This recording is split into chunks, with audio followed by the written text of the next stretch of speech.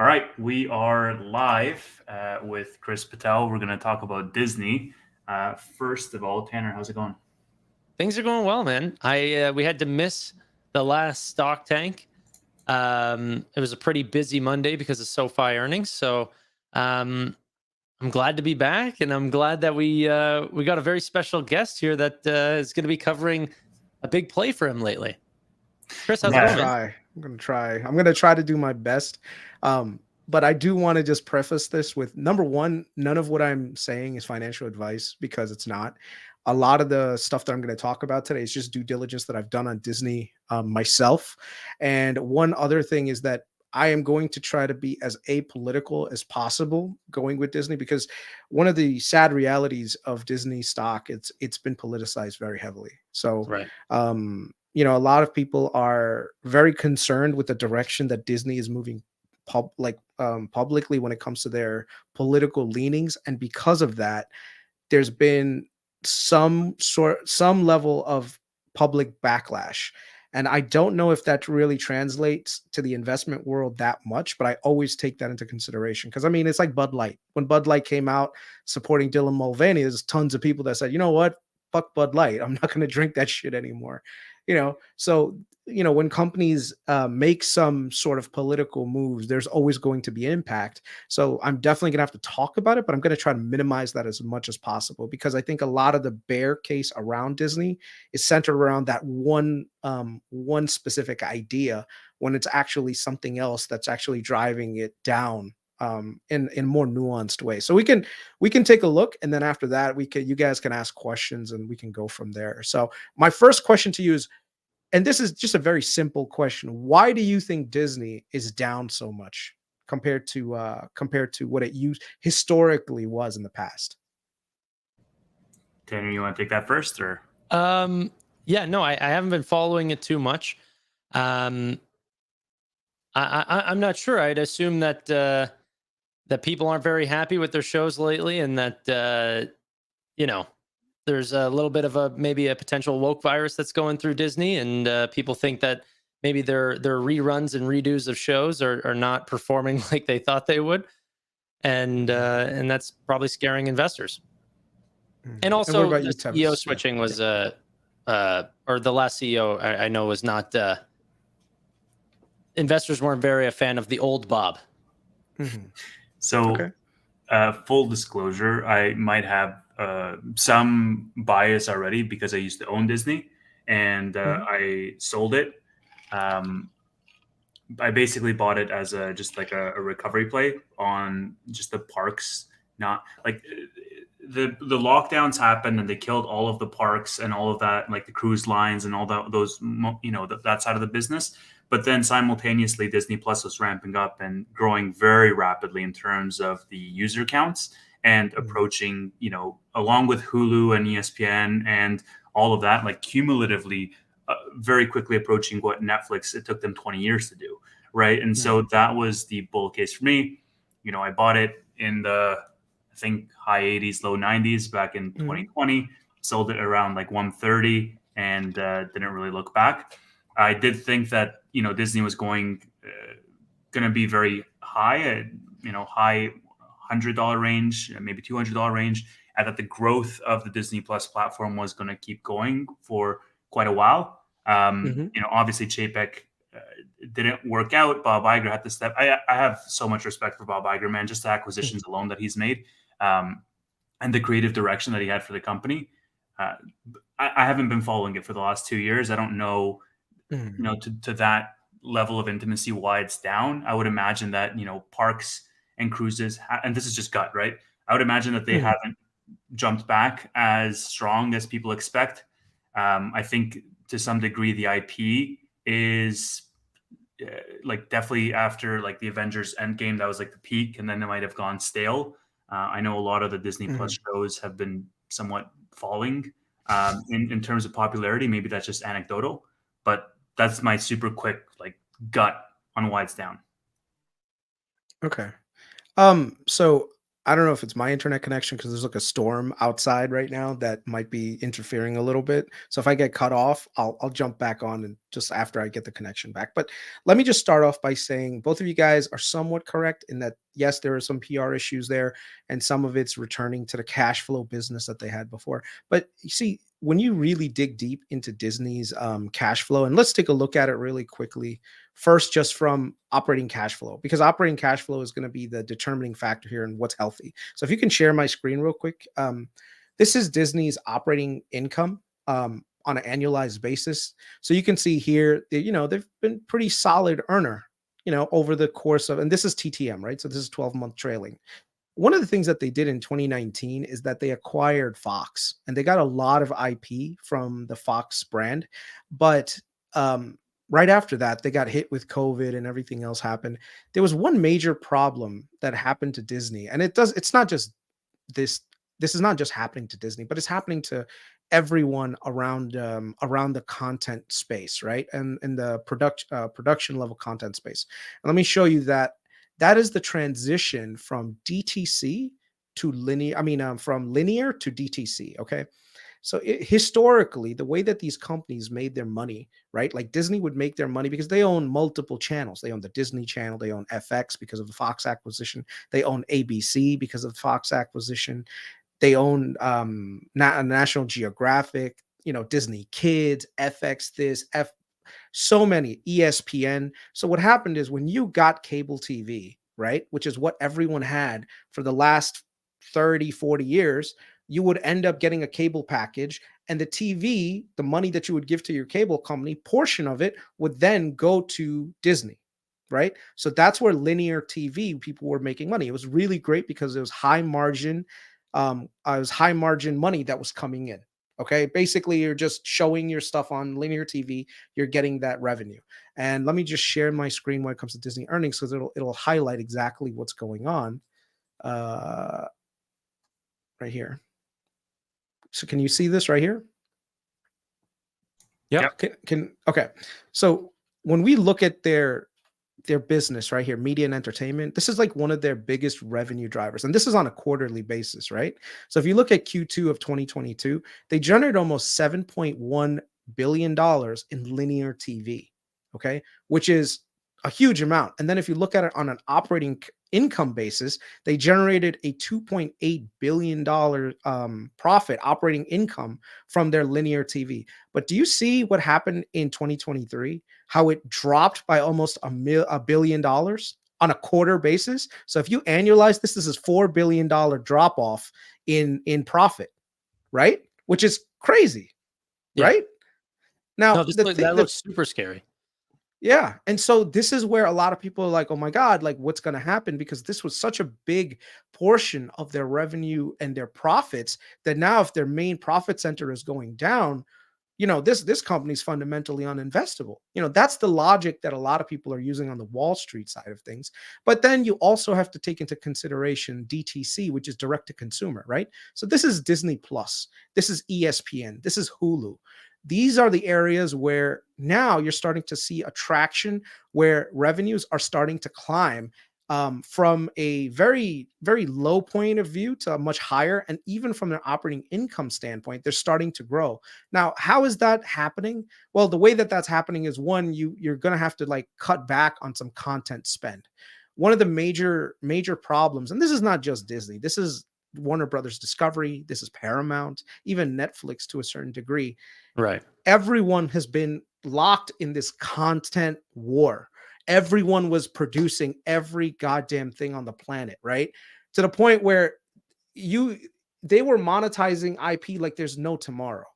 And all those things actually cost money. So right now, imagine you have a movie. Disney had this via Pixar had this movie Encanto, which was really popular, right? I don't know if it actually made it to theaters, or there was another one called something Red. They spent about $200 to $300 million. Okay. Yeah. That usually the cycle that happens is it goes from production to the movie theaters. The movie theaters monetize the shit out of it, so they make money from that, and then it goes into Amazon Prime, right? Where Amazon Prime now you have like monthly rent, you have the rental for a day, you can buy it outright if you really want to. And then eventually it makes its way into Disney Plus, right? The problem is a lot of this stuff was going straight into Disney Plus, so the monetization was absolutely garbage. You spent $200 million, but the total return on your product was really low. And Disney, in their hopes of trying to get as many subscribers at Netflix very quickly, offered plans that were super, super cheap compared to the price that it was actually costing them. But it also gave them, let me just show you guys in a chart. Thanks, Amit, for the this right- donation, by the way. Yeah. If you could bring that Okay. up, I think he. Minnie Mouse is pretty cute, not gonna lie, but Daisy Duck is worth the investment. Okay. Thanks, buddy. Okay, actually, let me stop this one. Let me share this screen. Sorry, this is the problem with like trying to share everything on StreamYard, but it makes sense. So okay, here we go. Chris, So can you see this? Can you see my screen real quick? And then I promise that after this one, I'll let you ask some questions. So you see right here with Netflix from 2013 to 2022, because they haven't updated this chart. You see this subscriber growth that they've had? It took them a really long time to get to where they are. Disney, post-COVID, skyrocketed up there. Yeah. Right? Disney Plus, well, this is all the Disney's, all three of them combined. Look at Disney's growth rate, right? The reason why they grew so fast is because the entry point for Disney was so cheap.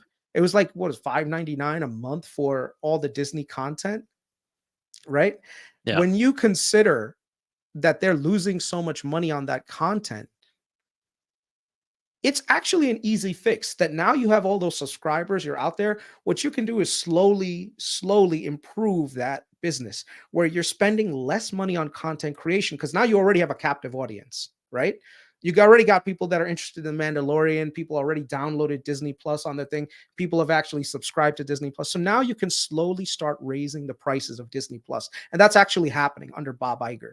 So Bob Chapek wanted to do nothing but grow really fast. And so what they did was they made the entry point really cheap, which was the reason why a lot of people joined Disney. Now what you're seeing is actual monetization happen for the DTC side, where you're seeing two things happen. Number one, the price of the subscription plans are starting to rise very subtly. So not a lot of people are noticing, but they're happening, right? That's number one.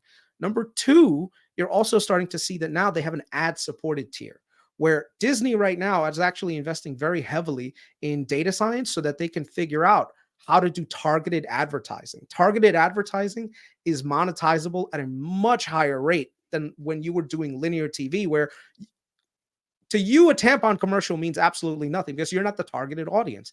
But imagine right now when you log into Disney Plus and they have your profile, they have your they have something called an identity graph, where the identity graph can actually tell you what your personal preferences are, what your interests are, so that they can actually use that to target you specifically, right? And then monetize you as a user. So you can provide that data back to Disney so you get higher conversion. So as more and more people get onto the ad-supported tier, that's going to be another gain for them on the ARPU side. So average revenue per user.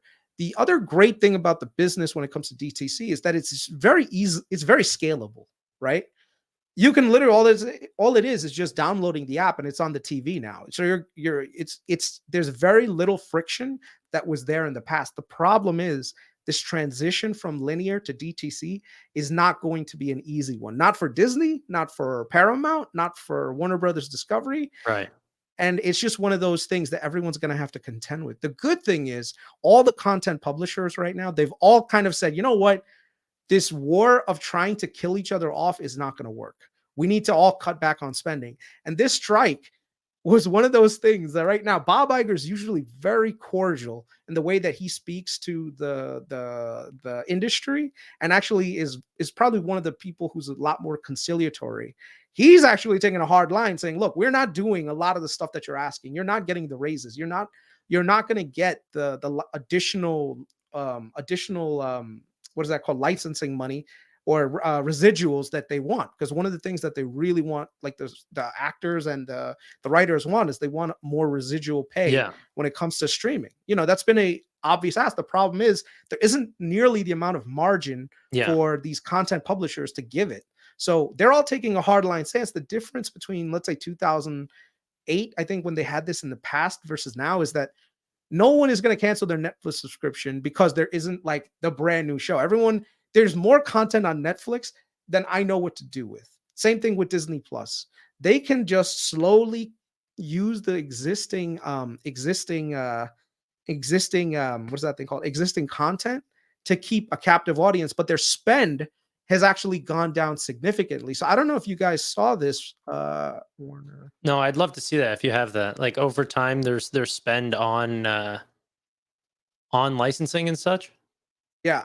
So that was the other thing that is another big improvement for them, which is licensing content that no one is watching, right? A lot of people were just licensing stuff, putting it on their Netflix or on their platform because they were like, oh, you know what? If the bigger the library that we have, the more likely it is that people will subscribe to us. It turns out that there's actually a reverse trend of that happening, where a lot of stuff is being taken off of Netflix, being taken off of Disney, because they realize that no one's watching it. Why are we paying this licensing fee for Right. no reason? So there's cost cutting happening all over the place. And let me just show you something very quickly. Right here. Can you see this? Yep. Can you see my screen? So Warner Brothers Discovery saved almost $100 million because of the strike, because right now they're not paying anyone to produce stuff, right? Oh. A lot of I'm telling you, it's a sad reality, but it's the truth. There is a captive but audience. that's only for right this. now. Yeah. Well, they like what I Mhm. find is okay. That could be true in the short term, but it's a deferred payment style of business where you pay them now and the product comes out later. So if they're not paying them now, there's no product later. Mhm. Well, see, that's the key, because if you in the past were overspending on making so much content, and now all your competitors are in the same exact boat, that Yeah. means that if Disney was doing 20 shows, Warner Brothers was doing 20 shows, this one was doing 20 shows, all of them now, they're all doing 5 each. So now they're all saving money, right? So I think the actors are going to get exactly what they want, but they're going to lose in the end of the day, which is the amount of content that's going to be created in the future is going to be a lot less, right? And everyone has to come to terms with that. The other headwind that a lot of people are going to have to come to terms with is YouTube. User-generated content right now occupies a significant amount of visual time for people. Whereas in the past, you would watch TV for 3-4 hours. No one right now is watching TV for 3-4 hours. You watch your show and that's it. Are you saying Disney Plus is going to pay me for my content? What are you saying? No, not Disney Plus. I'm saying YouTube is paying you for your content. Yeah, right? but they're going to want to. They're going to want to. They're not just going to let YouTube eat their pie. You think no, or like? Well, it's not up to them. It's up to the consumer. There's just way more things that compete for your eyeballs right now. Yeah. Like, even if it is video games, even if it is YouTube, even if it is TikTok, for that matter.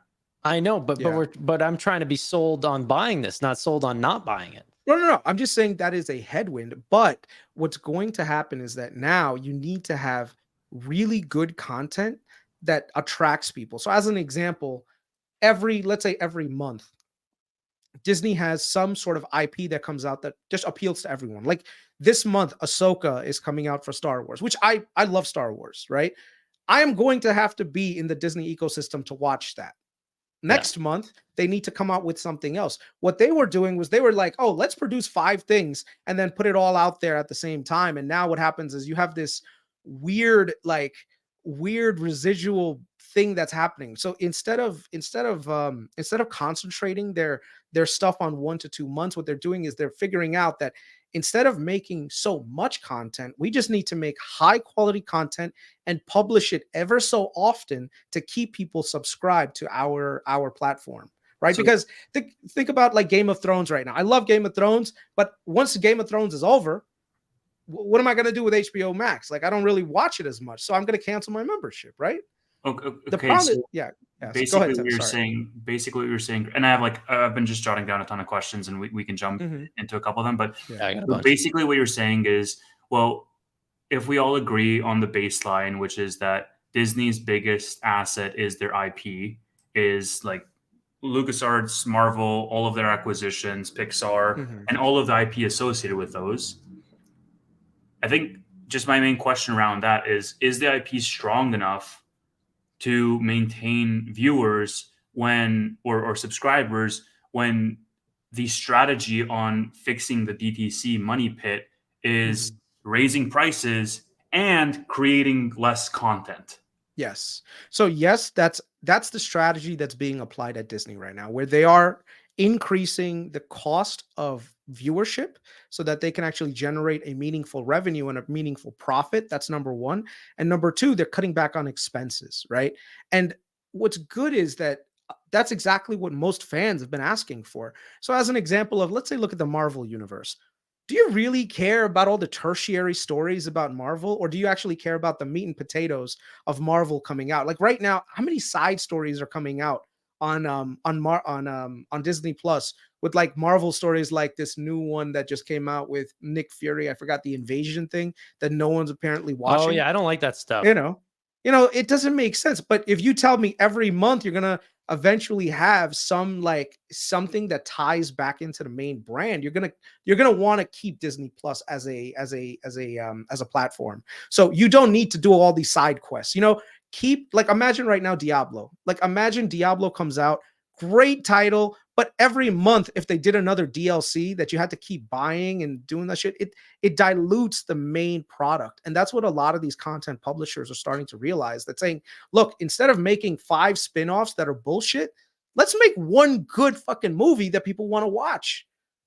That's always been the main driver of a franchise. Like, think about the story building arc that happens with something like Marvel, right? Where you had the Avengers arc with Thanos, and then you had all these fucking side quests. Imagine like, oh, you know what? Let's focus on Thanos, and then you built an entire world around how we're gonna get to the end game, which is Thanos. But let's say, imagine every single every 6 months there was like some sort of like TV show based on a fucking sidekick.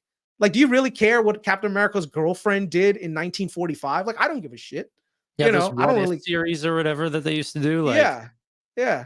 oh, It's and that's the sad reality, because no one was watching that stuff. So instead, focus your content on the good stuff, because people will stay subscribed. You don't need to create a shit ton of content to keep subscribe to maintain the viewer. So right now, that is the strategy that I think is being applied all over the media landscape, and especially with Disney. And that was actually addressed by Bob Iger, saying we made a lot of creative misses where we tried to do a lot of different things and that's where a lot of the inclusivity portion of their content came in. Also, they were like, well, what if we made stuff for Black people too? What if we made stuff for gay people too, so that we can get this whole body? But then what they realize, that you're actually diluting everything by not creating original characters, and you're just literally whitewashing or blackwashing characters. Like, no one, like, imagine right now they said, you know what? We want more white people in the Black Panther universe. So from now on, we're gonna turn Black Panther into a white guy. You think that would go over well with the Black community? You think it'd go over well with anything? So right now, imagine Princess and the Frog. The princess is actually Black. Imagine they cast a white person to do it. What would be the outrage behind that? And I know that sounds like super like weird, but Gal Gadot, there was one show that Netflix made with Cleopatra. Let me tell you, the entire world was up in arms over that. They were like, Cleopatra was not Black, she was Macedonian, and there's just so much backlash. So a lot of these studios have realized that they can't push these things anymore. And the one thing that I hope people realize is no corporation is woke enough not to make money. Okay? At the end of the day, they're all businesses.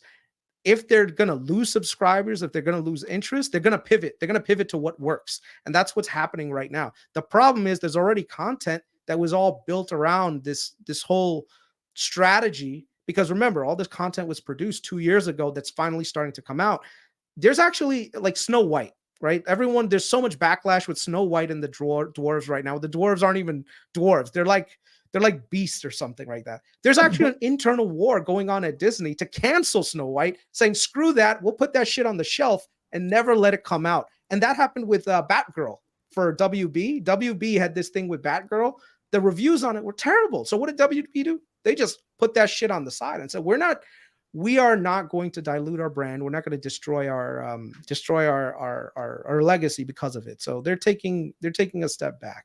Okay, So, You so know, like that's all interesting, but it's such a small part. I find, like, I don't care what's happening with Snow White. I like, can I go back to the pricing for direct to consumer? Because this is my yeah, biggest go for problem it. with like Netflix, for example, Mhm. is the price increases for Netflix over time, like since whenever I first had it to now, has been Mhm. like a lot. And I wonder, like, what is the top of the, will people be paying $50 a month for Netflix in the future with ads and all these things? Because this is kind of what I find happened to the music industry, was the pricing kept climbing up and up and up, and people thought that, oh, you know what, we can cut back on what we're giving them down to 5 shows and all this, and increase pricing. So lower the cost, increase the pricing, pay the actors more, whatever. I feel like they're stuck between 5 different rocks and 5 different hard places.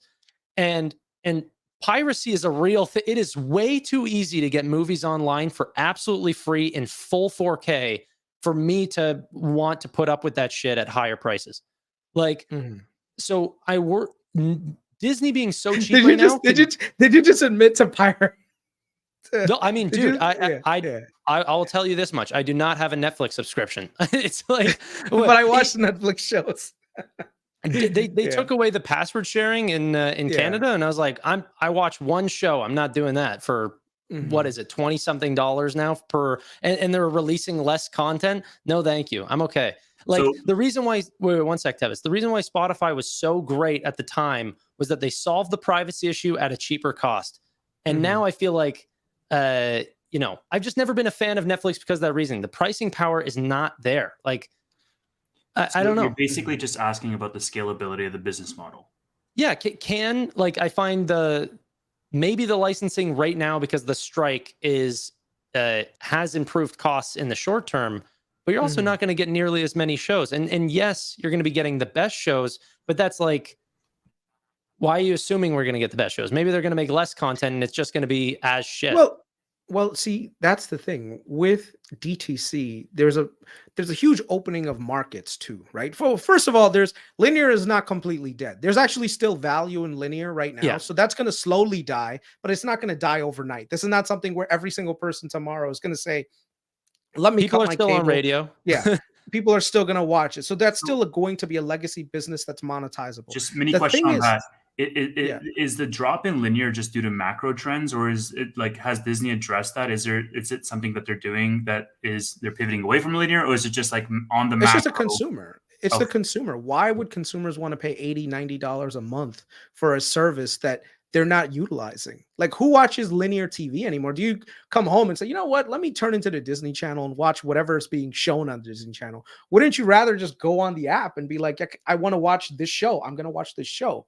You know what I mean? So it's just, this is one of those things that's like a transformation with Blockbuster, right? Like Blockbuster tried to have something, and a really good a good analogy, because the world is moving right now. The world is transforming, and if you don't get along with the world, you're going to be left behind. Disney, on the other hand, is actually taking an active stance, and so are a lot of these content publishers. But I think there's going to be some consolidation in the sector, right? Where you're going to see that, if you think about like maybe 4 years ago, I don't think in the future landscape we're going to see more than maybe 2 to 3 streaming services. I think eventually we're going to get to the point where Netflix will be around, because Netflix just is a content monster. They have brand recognition. They're the 800-pound gorilla in the room. Disney Plus is the second most utilized one. If you consider Hulu and ESPN in there also. The one great thing about Disney is that Disney has ESPN, which is always going to be linear, right? Because that's how sports works. You actually are going to be watching active content, and in between. And dude, sports is so monetizable. Like, I can't tell you the amount of revenue that these guys generate from sports. Sure. Because think about it, you're getting commercial breaks in between every single pause, every single break, right? You're watching a captive audience, right? The problem is the licensing cost of some of the what the leagues want is actually rather expensive. So this is where Disney is actually trying to work with some of the big tech companies out there to try to sell them a piece of the business so that they can actually help with the what is that thing called, with the reach, right? So as an example, Disney had a back and forth with Google because YouTube Premium is taking off. Like I know a lot of people that have YouTube Premium, Yeah, right? they just So got imagine me. right now, right? Imagine right now as a consumer, ESPN was available to you. Google can take some losses. They can actually pay up a little bit of money because they want to see that business grow. So right now, Disney is in the process of, number one, monetizing ESPN a little bit better by cutting some costs, by laying people off that don't necessarily provide a lot of value. Like, and the other thing is, there is, in my opinion, there's a purge of the woke people in Disney. And a good example and a clear example of that is Jalen Rose. Jalen Rose was really upset with Mount Rushmore. I don't know if you guys saw that, where he was saying some really like fucked up things. And he was one of the people that was put in the chopping block. And I'm starting to see that happen with a lot of executives who are outwardly spoken about certain topics. And Disney is trying to get back into a place where they're more culturally neutral. And that's, Bob Iger said it right there. Like, look, our goal is not to be, we're not here to fight culture wars. Like I said, I have all of this stuff in due diligence, but if you listen to that CNBC interview that he did, he was very clear with what the strategy of Disney is going forward. The problem, though, is that Disney is a huge ship, and it's going to take a lot of time to turn that ship around. So, number one, the move from linear to DCC is going to take some growing pains, but I have confidence in Disney that they'll be able to do it. One thing that someone in the chat brought up, which is very important, is they said that in India, India's actually Disney Hotstar, which is what they have over there, very popular in India. But one of the reasons why they were super popular is because Indian Cricket League, which is called the IPL, Disney had the streaming rights for it. The problem was the rights cost more than the total amount that they were generating from the streaming business. Yeah. So they're like, look, this is just stupid if we're paying people to do that. So they just said, you know what? We have good content. We're not going to pay this crazy amount of money for the IPL. They lost about 4 million subscribers, but in the grand scheme of things, it's actually going to be profitable with the subscribers that they still have. And Disney Plus is still very new to the rest of the world. People forget that Disney Plus only came out in December of 2019, right before COVID. So there's still a long way to go for that. So yeah. Oh no, I was just gonna say, because I think one of the things that I did like much more on the Disney side than Netflix, for example, because I just have kind of a problem with Netflix because of the scale of it, like the pricing power. I just don't think that it's there. But also the valuation's much higher on Netflix than it is Disney. And Disney has the diversification with like the parks and things like that. So I'd love to hear your perspective on some of their other businesses. That's the second thing that we'll go into. Well, so hold on, before we jump into like the other biz, can we just stick on the streaming side for a second, and then we can jump into everything else? Okay, go ahead. So yeah, sorry. So I basically had two questions around this, Chris, and I understand like everything you're saying. I think with the whole, let's say, woke aspect, the Florida bill is coming to mind behind Bob Iger, a lot of the shows which you mentioned, and with the dilution of IP in terms of all of like the side character plot lines, like, there's a show for Thor, there's a show for Loki, there's a show for their third fucking cousin, whatever. All of that could be changed moving forward with Iger, but do you think that there is still an overhang in the minds of people where they just have written off that brand? Like, is the damage to the brand to such a degree that it's gonna, like, they have to rebuild that trust with people, or you don't think that? Like, I'm just seeing in the comments, like, there's so many people that are just like, commenting on a lot of Disney's decisions over the past 2 years that have been just like woke, quote unquote, right? We're seeing what's happened. Just put out a new title and people will come back. It's just because they just keep putting a. Well, no, man. Like, there's some. Okay, so look at Bud Light, for example. Like, there's some people that are just boycotting that shit, and they will be for long after. I know, but that change has happened. So that's what I'm asking. It's different though, because it's the same product. So it's like, you know what? If you go and put out another, I don't know, the one that's coming to mind is like the She-Hulk or female Ghostbusters or something like this, where they weren't really paying attention to how good the storyline was. It was more like passing on a rhetoric and you know, these sorts of things. And people are like, this is not what we want to see. We want to see like a great story. If you just put out like a Guardians of the Galaxy Volume 3, like that will still do great numbers regardless of what they've done previously.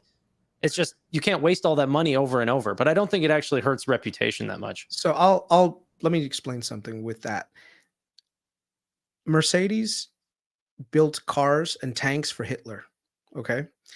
Mitsubishi built cars and planes that attacked us on Pearl Harbor. Okay. Mitsubishi, yet they're still here. They're still a brand. Time always fixes everything. The good thing is when it comes to Disney is that Disney is in the content space. So they're going to be in your face no matter what. It's a slow moving process to repair PR. It doesn't happen overnight. And unfortunately, it's going to take some time. If you think that Disney Bob Iger can just come out and say, you know what? We were woke in the past, and from now on, we're no longer woke. And you think that half the country is going to join you and say, yeah, Disney's back. That's stupid, because now the woke idiots are going to be on the other side saying, wow, Disney just changed up everything. Now they're no longer our allies. Now we need to divest from them. Yeah, but they don't need to make they don't need to make a statement. You just need to put out content that's not focused on anything. The best thing you could do is nothing. Just do content that's normal, and people will forget. Okay. Bud Light, the CEO came out and said, you know what? We made a mistake by Dylan Volley. Now there's a shit ton of gay bars that no longer have Bud Light in them. Now you got two people fucking pissed at you. The last thing you want to do is announce to the world where you're headed and where your political leanings are. The best way to do this whole thing, and Disney is applying it with Bob Iger, guy's an operator, he knows how to build brands, is just to chill. Let the people say whatever they want. Create great content with great characters that people can relate to, that doesn't have a political leaning, and eventually within a couple of years people are going to forget that this whole thing happened in the first place. Trust me, I know. Dude, the minute I started talking about Disney, people have been messaging me on Twitter like, oh, you're supporting the pedo company, and I'm just like, come on guys, like 5 years ago this was the company that you took your kids to celebrate their you know, like their 10th birthday to, and now all of a sudden they're pedophiles. You think that just happened overnight? Like, you know, and so the PR is still in everyone's brain. So I totally agree that some of that stuff should definitely be a little bit criticized on, where it's not as family friendly, but it's going to take time. It's going to take time to fix. Honestly, I don't think people even get mad whenever you, like, it's not even about being inclusive or something like this. People love content that is inclusive and had like look at Black Panther, for example. At the time, it showed a whole new side of culture and everything like this. It's an amazing film, came out with multiples of them. People love them. It's whenever they change things to be woke, that adds nothing to the story at all. Oh, this brother in the book is a normal person. Now they're gay for some reason. And people are like, well, why is the mermaid black now? For like, what did it change to the story? Like, it doesn't matter regardless. But it's just like, still, it's like people just go, why change it at all just to appease like practically no one? It seems like people on both sides just go, what are you doing? Well, I mean, I'm going to disagree with you on that. I think what it is that The Little Mermaid and things like that were they're cultural icons. So a lot of times, I didn't agree with the decision to cast a black actress as the Little Mermaid. I didn't agree with it initially. But then when I saw like little kids getting dressed up, black kids getting dressed up and going to it, I understood the reasoning why Disney do it. And I still, to this degree, I don't agree with it, but I can see some of it. Now, but me personally, make a new character. Yeah, I agree. Make a new person that's centered around inclusive ideas. I'm totally for that. The problem is you don't rewrite history and make it to whatever you want. And I think Disney is discovering that, but it's slower than most people think. Another one was so many people were mad that what is that thing called? Like the new Jedi, the new Star Wars movies were centered around a female lead. They're like, oh, that doesn't make sense, dude. What's the problem with having a female lead as a Jedi? They were female Jedi. Yeah, they were good movies. I mean, to to some of it, I didn't like where they were down. They were treating some of the characters as almost like pushovers. Like what's his name, Poe. They were like, oh, he's just a dumb man. You know, with what's her name? That person, that one of that the character with the admiral, whatever. She was a fucking toxic ass woman. You know, terrible, terrible like way that they cast her. But like I said, these are creative decisions that are made that are going to be hits and misses. I think Disney has had a lot of misses over the last few years, but what's good is that just like any other consumer facing product, the people will vote with their dollars, and then you'll be able to understand that you made a mistake. So in the future, you won't make that mistake, hopefully, you know.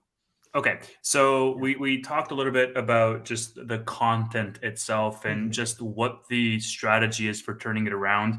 I'll Theme pivot to park. the parks and then also to earnings, which is coming up on Wednesday in just a second. And Last question valuation. and valuation, Mhm. of course. Last question I have before we do that pivot is, Chris, I just want your take on, like, do you think Iger's heart is still in it? Like, he was with Disney for what, 2 decades? He published a great book, on his like whole memoir on Disney. When he stepped down, Chapek stepped up and he went to the board. I mean, he was like fucking playing golf and retiring. Now he has to be dragged back. It's not necessarily his decision. It's just the company is going downhill. And so he now has to be this operator when in reality, all he could want to do is just retire and live his life. Like, where do you stand on that? So, Iger made a bad decision when it came to hiring making Bob Chapek the CEO. One of the things I want you guys, when you do real due diligence, this is the thing that I'm going to show you guys. Do you guys know who this is? Thomas Staggs. No. No, Thomas Staggs was actually the guy in line to take over as CEO of Disney. Okay, his pedigree is on just another level. I mean, the guy's got a background in Morgan Stanley. He was one of the principal reasons why Disney had so many great acquisitions. Him and Kevin Meyer were the two reasons why they had a really, really good acquisition strategy. They're the ones that did Marvel right here. CFO Staggs was instrumental in purchasing Pixar for $7.4 billion in 2006 and Marvel for $4 billion in 2009. Right? Wasn't These Bob Iger quite pivotal or no, like a see, massive part of Marvel acquisition as well? Everyone focuses on the CEO because they're the guys at the top. The key when you're investing is find out who the lieutenants were that made all of this happen. You think Bob Iger went to Marvel and said, hey, I want to buy you guys? No, it was these guys in the background working their magic, convincing these guys to sell it in the first place, right? So, Tanner, Chapek was head of parks when he rose to CEO. The other guy, Kevin Meyer, he was the one who started Disney Plus, and he went on to become the CEO of TikTok after he was stepped over by Chapek. Yep. You want to know something very interesting about Thomas Staggs and Kevin Meyer? In just a second, I'll show you. But this guy was also responsible for Disney Shanghai, right? Same thing with all of the improvements in terms of operating cash flow over at on the park section. This guy is one of the guys that really did an amazing job. Guess what just happened last week? I don't know. I will show you in about 2 seconds. Meyer.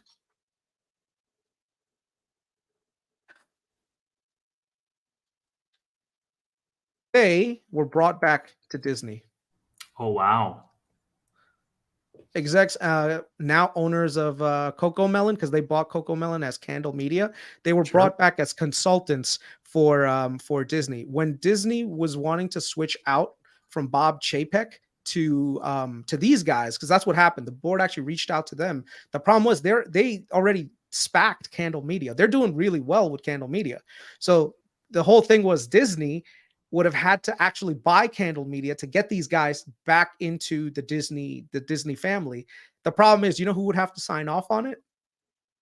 Bob Chapek, because he's the CEO, right? So what did they do?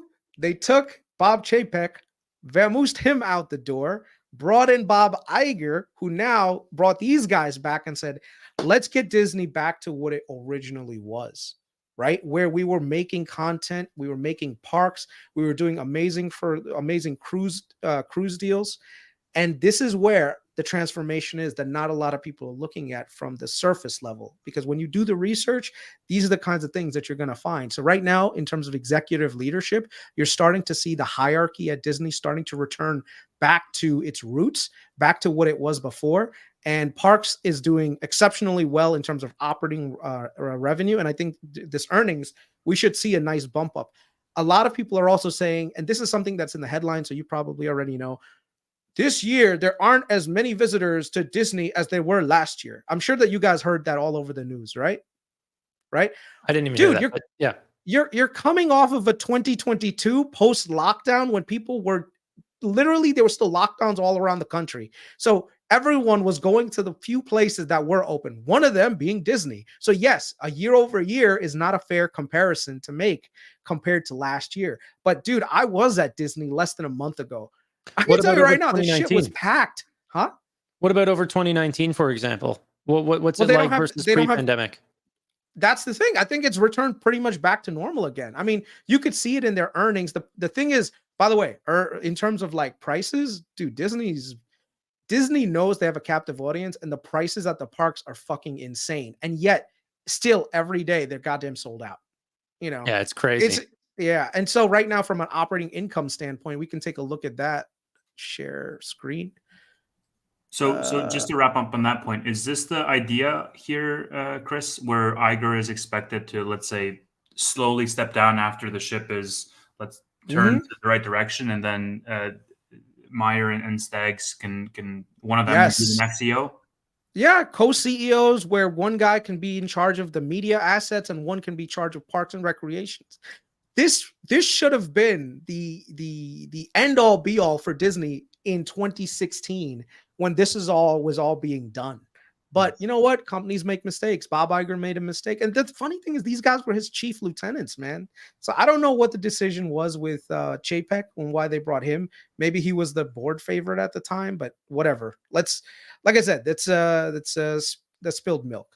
But we can see from an operating standpoint right here with Disney Parks. Let me just bring it up right here. Can you guys see the screen? If you zoom in, would be better. Yeah.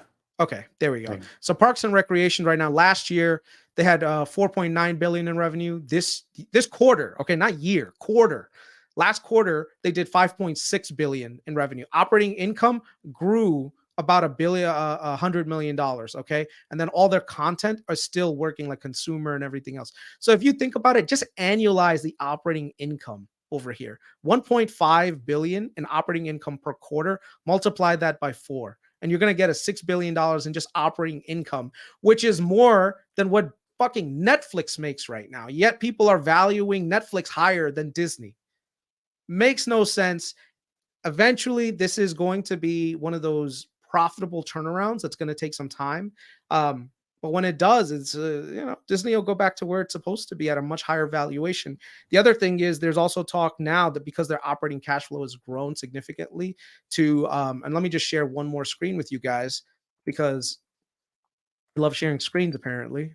Let me just last quarter, the impact of Disney's financials. Can you share that? Okay.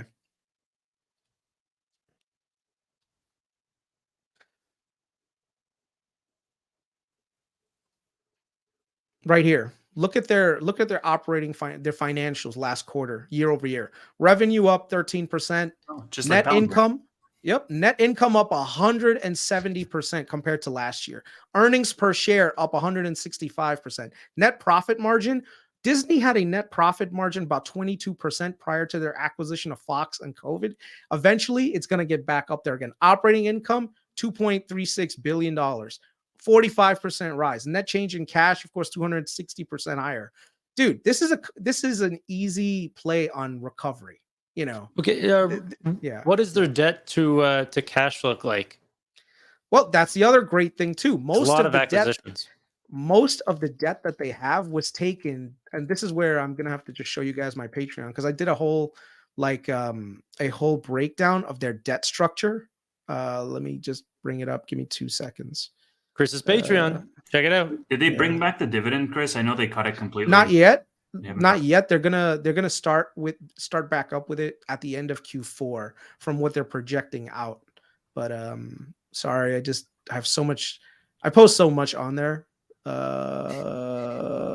Everybody check out Chris's Patreon. Okay. Do you have a repairing link the you can send brand. us, Chris, so we can just post it and pin it in the chats? Yeah. It's just let me just send it to you guys real quick in the private side. There you go. Thanks, man. Yeah. Let me go up. Sorry, guys. Repairing the balance sheet. I did like a whole post on it, so I just wanted to show you guys real quick. Share content. Okay, right here. Okay, so can you guys see the screen right here? Yep, you're good. Okay, great. So this right here was their debt stack. Okay. When it came down to their debt, majority of their debt right here, total assets have been, of course, they've been growing. Shareholders' equity is also growing as they make more profits. They take it, they put it back into the business. But you see right here, this is their debt. They were pretty steady with it, where it wasn't that much. But then when they did their acquisition of Fox, it grew significantly. But the time frame when it grew was around 2018, 2019. And I have actually the deal points that I can show you guys. And then they actually took out another 10 billion during COVID to weather the storm. And then ever since then, you can see here, this trajectory of debt is slowly being paid off right now. Right. So yeah. With that acquisition of Fox, did they break down? Because I don't follow this industry or anything like this. Like, how the profitable is Fox's business? How much do they pay for it? And are they, is that working out for them? Yeah, and then that's what I'll show you right here. Okay, so the announcement date was, of course, November 2017. They closed on 3/20/2019. The price, of course, was $51.70 for the Fox asset, but the transaction value was 71 billion. For Disney's share price at the time was running around $103, right? Which is less than what it is today. This was the revenue for Fox, $30 billion of revenue that they were able to gain, and $4.46 billion in net income that they were able to add to Disney. So it's a value accretive position. They didn't buy an unprofitable company. They brought a profitable company, right? They issued $31 billion in debt. They used $4 billion that they had in excess cash flow, but this is important. 35 billion of it came from additional shares that they issued. So you see this share dilution right here, where literally Disney was buying back shares going all the way from 2010 and going back using additional cash flow to buy shares. When they did the Fox acquisition, they used some of the shares they issued, and then that went forward. But it's pretty much stabilized on a share count point of view. Debt is still going down materially, which is good, because that's what you want. When you do an acquisition, it's not going to be something that you pay right away. It's going to be slowly over time. The good thing is, because the deal was issued with a higher share price for Disney when they issued it, that means that you're getting it at a discount. So if Disney's trading at $85 right now, you're getting a discount. If you bought this and Disney was trading at $175, you're technically overpaying for Disney at the time. So for any new investors, when you're getting in at 85, you're technically got a discount on the Fox assets as a proxy, pretty much, right? Yeah, so that I broke that down. The other good thing. Yeah, sorry, go ahead. I want to ask about the outstanding shares and stuff. Is there a dividend buyback plan right now, or any sort of dividend? No, right now it's just repairing the cash flows. There's nothing in plan. There is a goal of getting the dividend back to its back to where it was prior to where it was. But that's like the Q4 area. That's not going to be anytime soon. They're in the process of getting back to normal. The other thing is, when they issued all that debt, they issued it at really good interest rates. So you see this right here. Their total debt is about 45 billion. Most of it is trading at like 3.31% is what they issued it. So it's not like they're issued all that debt at a higher rate that we're dealing with right now. And a lot of it is staggered really well. So let me just share that with you guys. Hold on, go back. Oh, sorry. Right here, their credit rating is actually pretty good. It's A minus. Where's the damn thing for? It's not great. Huh? No, I mean, not everyone could be AAA, man. This is okay for them considering the debt level that they have. Not I even was the gonna U.S. just banner. yeah. So this Yeah, is the I mean, so this far. is the maturity of their debts. So in 2023, they only owe 2.9 billion in debt total. Okay. Well, actually, right here, 4.89, which can easily be covered by their operating cash flow. The next year after that, 4.6, 5.3, 6.1, 4. So they don't have like a debt maturity wall coming due anytime soon. A lot of times when it comes to debt, people make mistakes where they issue so much debt and the maturity, you end up getting something like a maturity wall where now when you have to do your refinancing, you're going to end up paying a much higher interest rate. So like imagine right now all the debt that Disney has, like let's say $20 billion was due in 2025 and all of the debt was issued at 3% previously. When you have to refinance that debt in 2025 and you have to pay, let's say 7, 8, 9% interest, that'll affect your bottom line. Disney doesn't have to worry about that. Disney's pretty much just chilling and they're actually, pretty well insulated against a credit event. So that's a good thing. And yeah, there's so much more that I can get into, man. But I think I'm pretty much tired. It's 9/11 already. Yeah, man. And I still have to do more due diligence on Palantir. But overall, the company right now is in a moment of changing it out. What's their quarterly free cash flow? That's actually another post that I have on the Patreon that I can show you guys. It's growing pretty steadily right now with all the cutbacks in content spend. It's a big benefit to Disney, especially not having to pay writers and what are they called? And actors right now. Let me just bring up my Oh, we didn't even cash. talk about the news today around the visual effects studios for Marvel unionizing. Yeah, I didn't even get a chance to look, to be honest with you. So, yeah, you know what? Maybe another time we can do like a part 2 where we talk more about their cash flows. I think once the report comes out this in the next couple of days. I think their earnings are on Wednesday. I think we'll get a better picture of where they're headed in terms of like the business wise. But my prediction is that they're going to keep continuing. Their operating cash flow is going to keep growing. Their businesses are growing. Last year, Shanghai wasn't open. This year, it wasn't as open as fully. Right now, this year it is. Hong Kong is back online. Their cruise ships, bro, their cruise ships are freaking printing they're like mobile ATMs, and their cruise fleet is growing. And I actually have some DD. And you know what? This is the one last thing I'll give you guys in terms of allocating capital very well. And this is something that really is overlooked, but let me show you guys.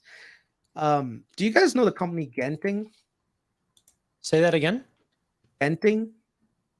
No. I don't even know if I'm hearing you right, but no. Genting is a Hong Kong entertainment company. Let's just go with that, okay? Okay. Let me share my screen real quick. Okay. I'm sharing the wrong screen, actually. Let me just share another one real quick. Stupid. Share screen. Disney. Okay, there we go. Can you guys see this one right here? Yeah. This cruise ship has 9,000 passenger cruise ship, okay?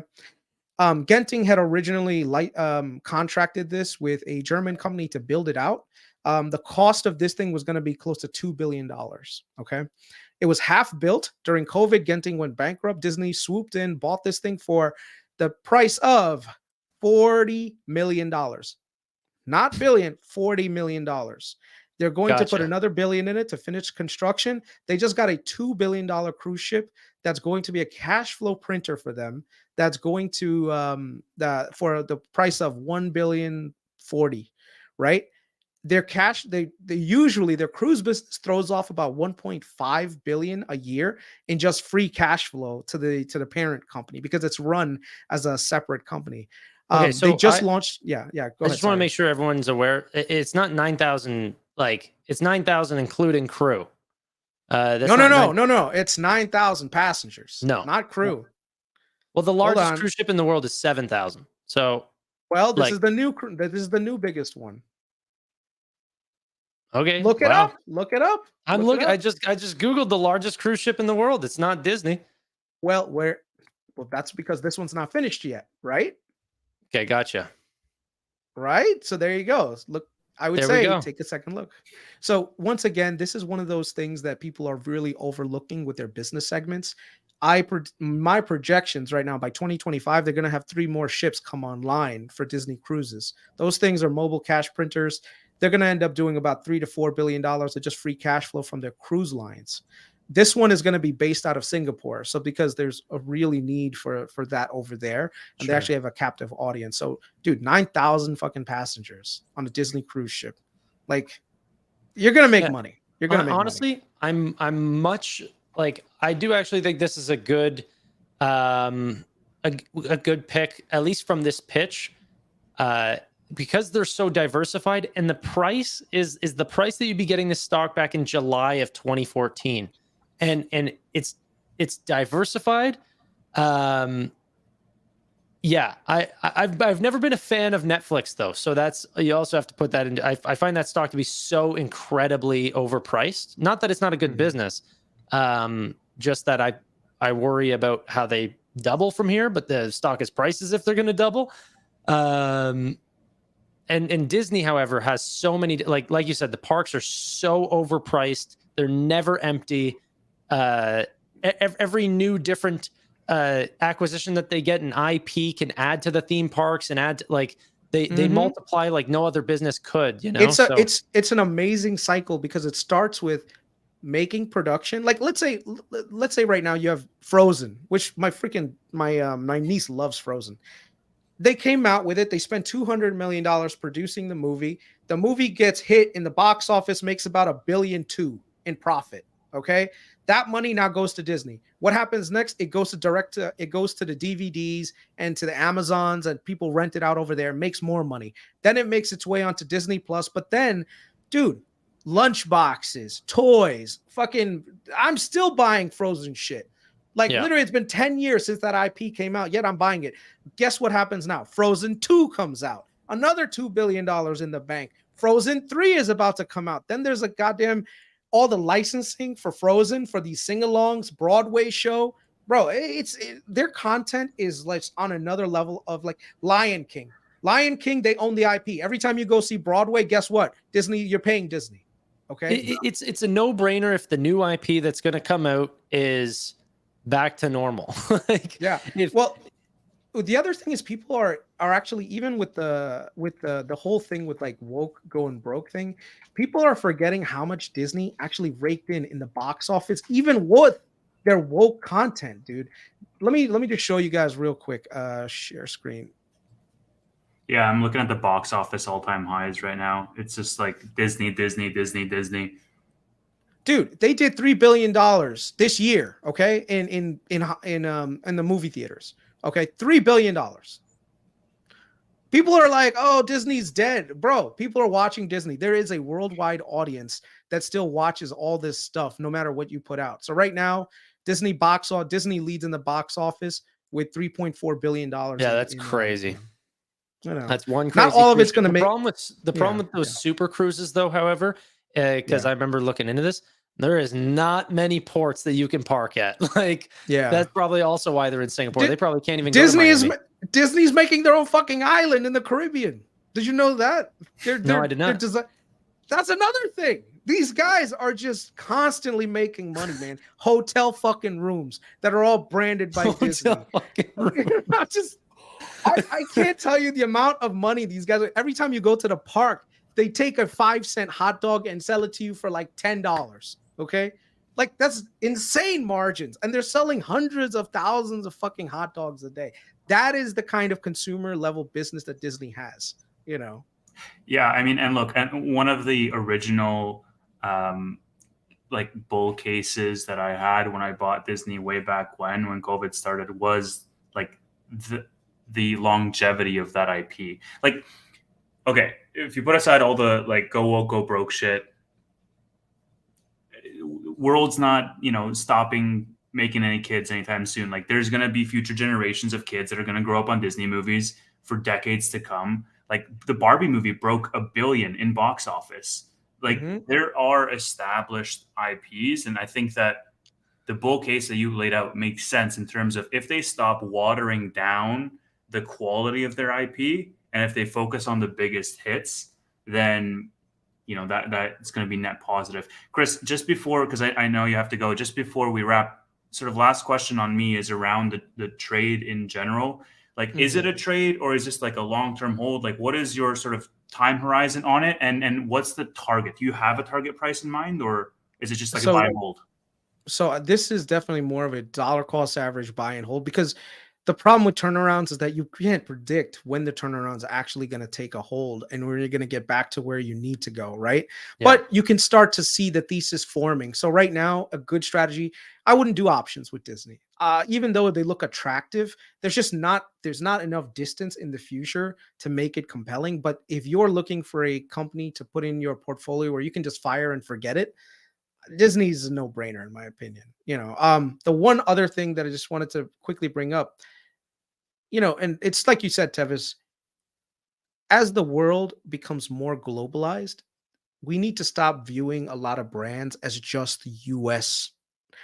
If you look at SoFi, their potential isn't the US. It's actually the entire world. They have licensing in Hong Kong, right? Like, because I'm talking about SoFi because you guys are SoFi guys.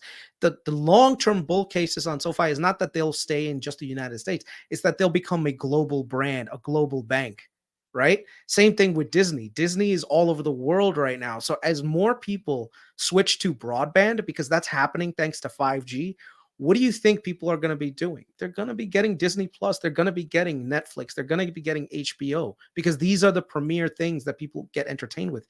They only launched in the Middle East and the European market last year in June. So there's still a whole world that's left for Disney to monetize, and every additional viewer is coming at such a low cost. Think about it. What does it cost to produce a $200 million movie for an audience of 200 million subscribers versus 500 million subscribers? That additional 300 million subscribers are all free money at that point. Yeah. So as you scale, this is a great business to be in. And Disney, like I said, has so much IP. It's out of this world. When it comes to sing-alongs, when it comes to freaking movies, even stuff that's like 50 years old, they can recast it, put it out there. Like Aladdin made over $1 billion in the box office, even though it wasn't that great. And what did it cost Disney? Absolutely nothing, because they can keep just monetizing that shit over and over again. I want to make sure though that whenever people I find this hard though sometimes whenever people talk about how much money they can bring in. It's not like we're buying this company for similar valuations of SoFi though. It's a $160 billion company today. It's priced as if they're making money all over the world. So I think what things that I would rather touch up on is like, why is their profit margin, did you say, was at like 6% right now, but you think it's going to go back to 20? That's really exciting. Yeah. And the thing is, their revenue is going to keep growing. That's the other thing too with businesses like this. Revenue is one of those things that as time goes on, you're going to make more content. You're going to raise prices on the services that you provide. You're going to get more subscribers. So there's future revenue growth that's there. The question now is just from an operating standpoint, you need to dial back on spending so much. And that's what every single company on Wall Street is realizing this year, which is we cannot just have a system where we're focused so much on growth that there's no profitability. And so right now you're looking at Google, Microsoft, Amazon, even though they're super profitable, what are they all doing? They're doing layoffs because they realize that at some point we need to get fit. That's something that Brad Gertzner actually brought up. And that's the general trend that's happening at Disney too. They just laid off, by the way, 7,000 people, mostly white collar workers that weren't really providing additional capacity. All of that money for Disney, like 100,000. It's way up there. It's way up there. Yeah. Okay. But one of the key things that I'm bullish on is if they bring back, because they brought back some of their former executives, I'm hoping that they end up taking over as CEOs. And like I said, these guys know how to run the business and run the operations behind it. When you see that transformation happen, it's going to be like, wow, I can't believe that Disney, I can't believe Disney is trading at where it is right now, based on how many assets that they have and the amount of cash flow they're going to be able to generate in the future. is very interesting, Chris. Yeah, potentially if it does even drop even lower, we might have to have you on a part 2, or if they reissue a dividend, that can all change valuations very quickly. So thank you so much. I really do appreciate you being on. I'm sure we'll be talking sometime soon again. Tevis, any last words? No last words. Yeah, really interesting. I think Disney, it's one of those iconic companies, I feel. And it's crazy to see it trading at these levels. And I have a lot of faith in Iger. Just he has a proven track record of what he has previously done with the company. I think if his heart is still in it, and if he's still, like gets up in the morning feeling pumped about the future prospects at Disney, then I think we have a really, really solid play for a turnaround. Chris, you said that this is sort of a buy and hold, buying core position here, not playing options. Is there a certain level in terms of like that valuation where you feel like this range is appropriate, or it's valued accurately? It's not undervalued, overvalued. To be honest, the problem that I run into is that switch from linear to DTC and how fast they can really generate that income, right? That's a really big headwind to face, where you're generating almost $2 billion of operating cash flow one quarter last year, and then it goes down by $1 billion. I mean, that shit is scary. Now, I know that they're going to be able to eventually fix that, but it's going to take some time. So I can't even value it based on that. The other thing is like, Disney's they're so diversified, it's hard to find a comp against it, because that's the way you usually do. You can comp it against somebody else. There is a bull case now for 2 companies that I did research because of my Disney research. There's 2 companies that actually I pretty much figured out that, wait a second, this is some really undervalued crap too. One of them is Comcast, which owns NBC Universal. And all their stuff, because they have Universal Parks and studios and stuff, and they're growing like gangbusters too, and their content is amazing as well, and they're very undervalued based on the same metrics. So that's one.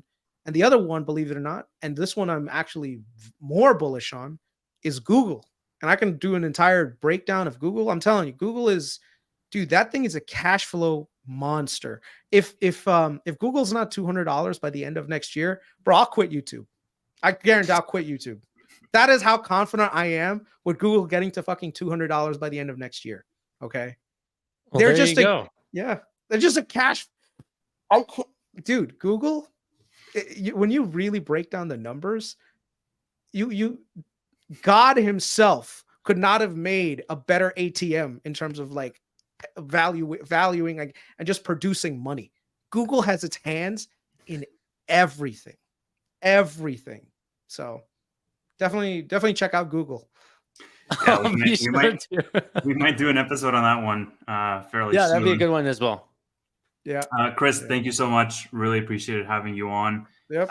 Thanks everybody for watching, and we will be back next week with another episode of Stock Tank. Yep. Thanks, Take everyone. care, guys.